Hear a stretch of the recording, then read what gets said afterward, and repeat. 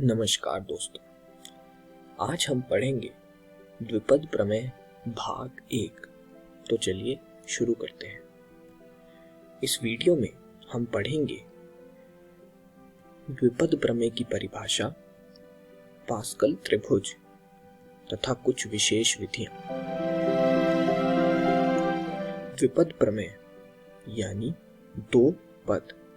हम लोगों ने बचपन से ही पढ़ा है कि यदि a जमा b की घात 0 होगी तो वह 1 के बराबर होगा। उसी प्रकार a जमा b की घात 1 बराबर होगा a जमा b। उसी प्रकार a जमा b का स्क्वायर बराबर होगा a स्क्वायर जमा 2ab जमा b स्क्वायर। उसी प्रकार a जमा b क्यूब बराबर होगा a क्यूब जमा 3a स्क्वायर b जमा 3ab स्क्वायर जमा b क्यूब। अब यदि हमें a जमा b की घात 4 निकालना है तो वह हम a जमा b का स्क्वायर गुणा a जमा b का स्क्वायर करेंगे, तो वह बराबर होगा a की घात 4 जमा 4a क्यूब b जमा 6a स्क्वायर b स्क्वायर जमा 4ab क्यूब जमा b की घात 4। अब दोस्तों, आप यहाँ ध्यान से देखेंगे तो यह एक त्रिभुज की आकृति बना रहा है जिसे हम आगे चलकर पढ़ेंगे और इसका नाम पास्कल त्रिभुज होगा। अब ध्यान दीजिए दोस्तों कि यदि जैसे जैसे हम a जमा b की घात बढ़ाते जा रहे हैं, कैलकुलेट करना मुश्किल होता जा रहा है। तो यदि हमें a जमा b की घात 5 का पता करना है या फिर a जमा b की घात 6 या उससे बड़ी घातों का पता करना है तो वह हम कैसे करेंगे। तो दोस्तों, गणित में इसके लिए एक टेक्निक या तकनीक है जिसे हम बोलेंगे द्विपद प्रमेय यानी बाइनोमियल थ्योरम। चलिए पास्कल त्रिभुज के बारे में पढ़ते हैं। जैसा कि आप इस आकृति में देख सकते हैं, पास्कल त्रिभुज के पहले और आखिरी अंक हमेशा 1 होगा और उनके बीच वाले अंक ऊपर के दो अंकों का योग होगा। उदाहरण के लिए यहाँ दूसरी पंक्ति में यानी दूसरी रो में 1 और 1 है, तीसरी पंक्ति में 1, 2 और 1 होंगे, तो ये तीसरी पंक्ति का 2 ऊपर की दो पंक्तियों का योग होगा। पास्कल त्रिभुज आगे ऐसे ही बढ़ता जाएगा। पास्कल त्रिकोण द्विपद गुणांकों को त्रिभुज के रूप में प्रस्तुत करने से बनता है। पश्चिमी जगत में इसका नाम फ्रांसीसी गणितज्ञ ब्लेज पास्कल के नाम पर रखा गया है।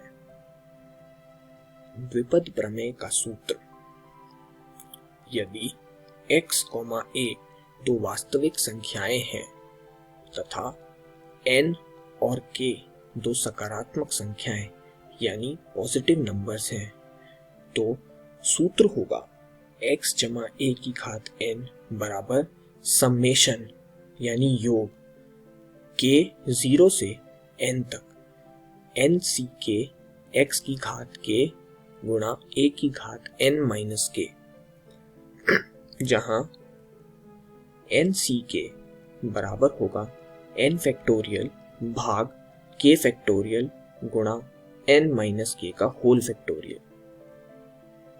n फैक्टोरियल बराबर होगा n गुणा n माइनस 1 गुणा n माइनस 2 गुणा तब तक जब तक ये 3, 2 और 1 के बराबर नहीं हो जाता। आगे पढ़ते हैं।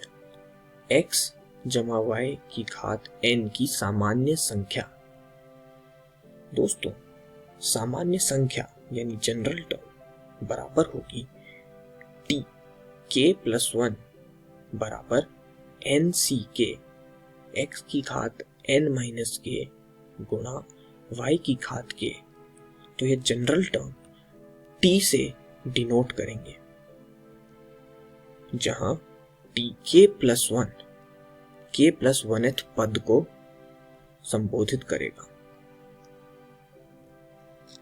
अब यहाँ ध्यान देने वाली बात यह है कि n हमेशा ग्रेटर देन इक्वल टू यानी या तो बड़ा या उसके बराबर होगा। और दूसरी बात, जितनी x जमा y की घात रहेगी द्विपद प्रमेय में उससे कुल एक ज्यादा पद होंगे। उदाहरण के लिए a जमा b का स्क्वायर यानी a जमा b की घात 2 में कुल कितने पद हुए? a स्क्वायर जमा 2ab जमा b स्क्वायर यानी घात 2 है और पद उससे एक ज्यादा 3। चलिए अब कुछ विशेष विधियां देख लेते हैं।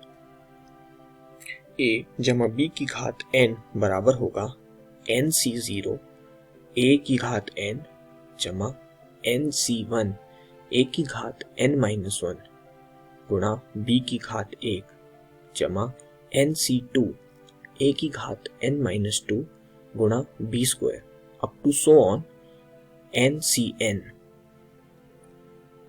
जहां nc0 पहला पद होगा, nc1 दूसरा पद होगा, nc2 तीसरा पद होगा।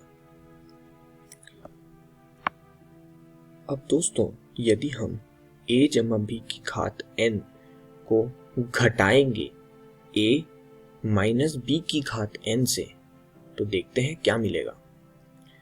हमें 2 गुणा nc1 a की घात n गुणा b की घात 1 जमा nc3 a की घात n-3 गुणा b क्यूब जमा nc5 a की घात n-5 b की घात 5 ऐसे चलते हुए। तो यह ध्यान से देखेंगे तो यह होगा 2 गुणा सम स्थानों पर शब्दों का योग यानी इवन जगहों पर शब्दों का योग, क्योंकि nc1 जैसा ऊपर पढ़ा दूसरा पद है।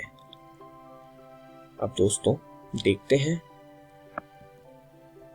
a जमा b की घात n को यदि हम योग करेंगे a माइनस b की घात n से तो हमें क्या मिलेगा।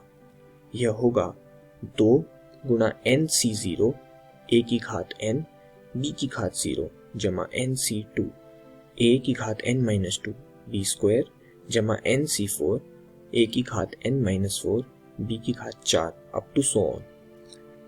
अब यहाँ ध्यान दीजिए, यह होगा 2 गुणा विषम स्थानों पर शब्दों का योग यानी 2 गुणा ऑड जगहों पर शब्दों का योग, क्योंकि nc0 जो कि पहला पद है वह एक विषम स्थान है। उसी प्रकार nc2 जो कि तीसरा पद है वह भी एक विषम स्थान है।